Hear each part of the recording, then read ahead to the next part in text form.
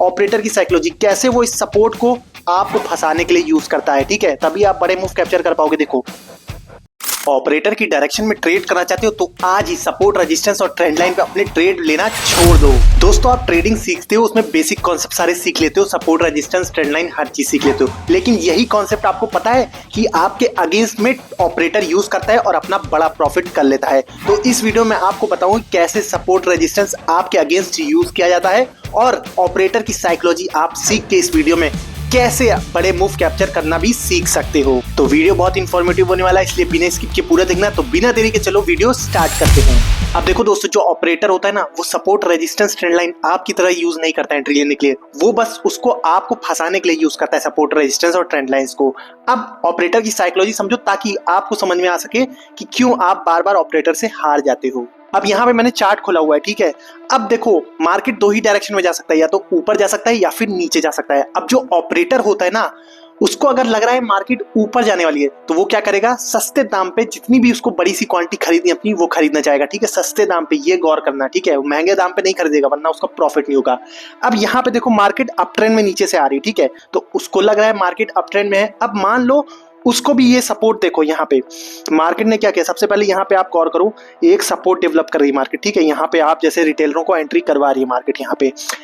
अब यहाँ पे आप एक चीज गौर करो, मार्केट देखो यहाँ सपोर्ट डेवलप कराई, लेकिन ये एक फिर से बड़ा मूव देने से पहले मार्केट ने क्या किया, यहाँ जितने भी ये बायर्स थे इन सब के एसएल काट दिए। देखो यहाँ पे गौर से देखो, और यही आपके साथ भी होता है ना, आप लोग बोलते हो मार्केट हमारा एसएल काटता है फिर जाता है हमारी डायरेक्शन में, तो यहाँ पे ये चीज गौर करो, ये सब आपको इसलिए नहीं आता क्योंकि आपको ऑपरेटर की साइकोलॉजी नहीं पता। अब गौर से सुनो, अब जो ऑपरेटर होता है ना, वो भी आपकी तरह यहाँ पे बाय साइड की एंट्री बनाना चाहता है, क्योंकि उसको भी पता है मार्केट का ट्रेंड अप ट्रेंड में, ठीक है, लेकिन उसकी क्वांटिटी आपसे कई लाख गुना ज्यादा होती है। मतलब आप 10, 20, 50 क्वांटिटी खरीदते हो इस जगह पे, और वो जो ऑपरेटर है वो 1 लाख 2 लाख बड़ी बड़ी क्वांटिटी खरीदता है, ठीक है। अब गौर करना, उसको सस्ते प्राइस पे चाहिए, महंगे प्राइस पे अगर वो खरीदेगा, मान लो यहाँ पे उसने अगर 1 लाख क्वांटिटी अपनी डाल दी डायरेक्ट, तो मार्केट क्या होगा, तेजी से ऊपर जाएगा और उसकी कुछ क्वांटिटी इस प्राइस पे, कुछ यहाँ पे, कुछ यहाँ पे, मतलब ऊपर के प्राइस पे खरीदती हुई चली जाएंगी और उसका उससे प्रॉफिट नहीं होने वाला। ठीक है, इतना समझ में आ गया आपको। अब उसी चीज को समझो, ऑपरेटर की साइकोलॉजी, कैसे वो इस सपोर्ट को आपको फंसाने के लिए यूज करता है, ठीक है, तभी आप बड़े मूव कैप्चर कर पाओगे। देखो, यहाँ पे आपको एंट्री करवा दी उसने, यहाँ पे बाय किया लोगों ने, यहाँ पे बाय किया, यहाँ पे बाय करते जा रहे हैं लोग, ठीक है, इस सपोर्ट पे, क्योंकि सबको लग रहा है मार्केट अप ट्रेंड में यहाँ से ऊपर जा सकता है। लेकिन अब गौर से सुनो, उसको 1 लाख क्वांटिटी खरीदनी है तो उसको क्या चाहिए, 1 लाख सेलर, मतलब यहाँ पे मान लो प्राइस अगर 100 रुपए चल रहा है सपोर्ट पे, ठीक है, अब 100 रुपए पे सपोर्ट पे प्राइस चल रहा है, तो क्या वो 1 लाख क्वांटिटी आसानी से खरीद पाएगा? नहीं खरीद पाएगा। क्यों नहीं खरीद पाएगा? क्योंकि उसको 1 लाख सेलर चाहिए, मतलब कोई 1 लाख क्वांटिटी बेचेगा तभी तो वो अपनी 1 लाख क्वांटिटी यहाँ पे खरीद पाएगा, ठीक है। लेकिन यहाँ पे तो सब बाय कर रहे हैं सपोर्ट पे, ठीक है, तो इसलिए वो 1 लाख क्वांटिटी अपनी खरीद नहीं पाता। अब देखो ऑपरेटर क्या करता है आपको फंसाने के लिए, ताकि बड़ा मूव वो खाली कैप्चर कर पाए, आप ना कैप्चर कर पाओ। देखो, यहाँ पे जितने भी लोग बाय साइड की एंट्री बना के रखे ना, उनके एसएल ऑपरेटर को पता है इस सपोर्ट के नीचे होने वाले हैं, मतलब 100% रहता है उसके लिए कि यहाँ पे आपके एसएल लगे हुए हैं, ठीक है। अब जैसे ये एसएल हिट होंगे, आप लोग क्या बन जाओगे, आप लोग बनोगे सेलर, मतलब यहाँ पे बाय किया था जिन लोगों ने, एसएल कटते ही उनका ट्रेड जो है वो सेल हो जाएगा। तो यहाँ पे क्या हुआ, सबकी क्वांटिटी बिक गई, जैसे ये स्टॉप लॉस हिट होगा सबकी क्वांटिटी बिक गई, मतलब सेलिंग सेलर यहाँ पे क्रिएट हो जाएंगे ऑटोमेटिकली स्टॉप लॉस कटने से। समझ में आ रहा है? और उस बायर को क्या चाहिए थे, सेलर्स चाहिए थे, ताकि वो अपनी बड़ी क्वांटिटी खरीद पाए।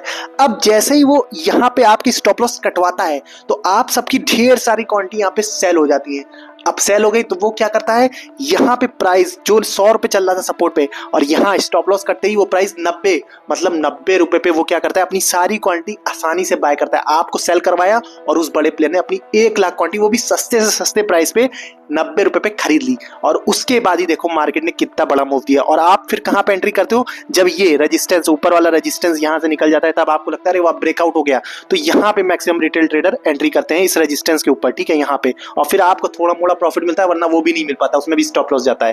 तो ये होती है ऑपरेटर की साइकोलॉजी। समझो, आपको अंधा ट्रेड नहीं करना था कि यहाँ सपोर्ट दिख रहा है तो मैं यहाँ पे एंट्री बना, नहीं भाई, आपको ऑपरेटर की तरह सोचना है कि आपके पास अगर ऑपरेटर की तरह बड़ी क्वांटिटी होगी तो आप उसको सस्ते प्राइस पे कैसे खरीद पाओगे। जैसे यहाँ पे अगर सपोर्ट है और आप ऑपरेटर हो, तो आपको पता है जब ये जो बायर्स हैं, ठीक है, इनके स्टॉप लॉस मार्केट काटेगा तब आप 1 लाख क्वांटिटी खरीद पाओगे। इस तरह से सोचो, बड़े प्लेयर की तरह। ये साइकोलॉजी समझ लो बड़े प्लेयर की। और यही सेम चीज रेजिस्टेंस पे भी होती है। रेजिस्टेंस अगर कोई है तो मार्केट डायरेक्ट उस रेजिस्टेंस से नहीं गिरती है। जैसे यहाँ पे देखो, मार्केट को अगर यहाँ से गिरना है रेजिस्टेंस से, तो बड़ा प्लेयर कब अपनी सारी क्वांटिटी सेल करेगा?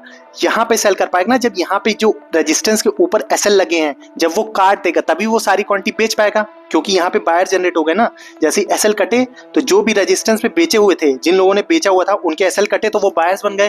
तो जब बायर्स क्रिएट हो गए तो वो अपनी सारी क्वांटिटी इन बायर्स को बेचता है और उसके बाद मार्केट रेजिस्टेंस से गिरता है। ठीक है, तो इस तरह से ऑपरेटर की साइकोलॉजी समझो कि वो कहाँ पे क्या करना चाहता है। सपोर्ट पे वो तभी जाएगा अपनी बाय क्वांटिटी जब आपके एसएल हिट हो जाते हैं, और रेजिस्टेंस पे जब आपके एसएल हिट हो जाते हैं, और यही चीज ट्रेंड लाइन पे होता है। तो इसीलिए मैं बोल रहा हूँ, ऑपरेटर की साइकोलॉजी समझो। डायरेक्ट सपोर्ट, रेजिस्टेंस या फिर ट्रेंड लाइन पे अपनी एंट्री बनाना आज से बंद कर दो, वरना आपके सिर्फ और सिर्फ एसएल ही कटने वाले हैं। अब बात करते हैं कि आपको एंट्री कैसे करनी है। अब आपने ऑपरेटर की साइकोलॉजी समझ ली, अब एंट्री कैसे करनी है उस पॉइंट पे आते हैं हम लोग। अब देखो, एंट्री बताने से पहले ये जो मैंने आपको कॉन्सेप्ट अभी समझाया कि मार्केट क्या करता है, आपका सपोर्ट के नीचे जाके एसएल उड़ाएगा या फिर रेजिस्टेंस के ऊपर एसएल उड़ाएगा ना, इस पॉइंट को कहते हैं हम लोग लिक्विडिटी स्वीप। ठीक है, अब लिक्विडिटी स्वीप आपको भारी भरकम वर्ड लग रहा हो, लेकिन मैंने जो समझाया ना, इसी को लिक्विडिटी स्वीप कहते हैं।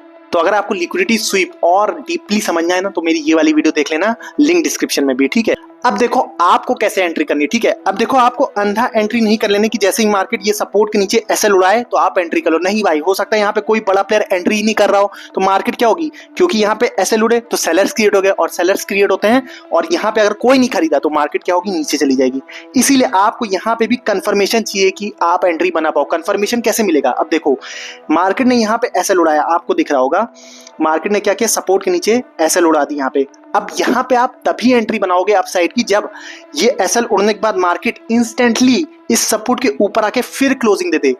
अब इससे क्या फायदा होगा, ये हमें पता है कि यहाँ पे स्टॉप लॉस कटने से सेलिंग आई थी, लेकिन किसी ने खरीदा है बड़ी क्वांटिटी, तभी तो मार्केट अचानक से फिर से इस सपोर्ट के ऊपर आके क्लोजिंग दे रही है ना। तो ये कंफर्मेशन होता है कि यहाँ पे किसी बड़े प्लेयर ने, ऑपरेटर ने अपनी यहाँ पे एंट्री बनाई है, और ये हमें अच्छा कंफर्मेशन होता है कि यहाँ पे हम एक बहुत बढ़िया ट्रेड प्लान कर सकते हैं। तो यहाँ पे जब मार्केट सपोर्ट के ऊपर फिर से आ जाता है, यहाँ पे आप अपनी एंट्री प्लान करते हैं और एसएल जहाँ पे नीचे स्टॉप लॉस काट मार्केट गई है वहां तक का रखते हो, और टारगेट आप बड़ा रख सकते हो। ठीक है, जो भी आपका टाइम फ्रेम है उसके हिसाब से आप टारगेट रख सकते हो। और सेम चीज आपको यहाँ पे भी रेजिस्टेंस साइड पे भी करनी है। जब मार्केट एसएल काट के फिर से इस रेजिस्टेंस के नीचे आ जाए, तब यहाँ पे आप अपनी एंट्री प्लान करोगे जब मार्केट फिर से इस रेजिस्टेंस के नीचे आ जाए। और ये बहुत अच्छे टारगेट मिलते हैं, इसमें बहुत क्विकली टारगेट मिलते हैं इस तरह से जब लिक्विडिटी स्वीप होता है। और आप इसको अगर बैक टेस्ट करोगे तो आप पाओगे, हाँ भाई, ये स्ट्रेटजी सबसे ज्यादा वर्क करती है मार्केट में।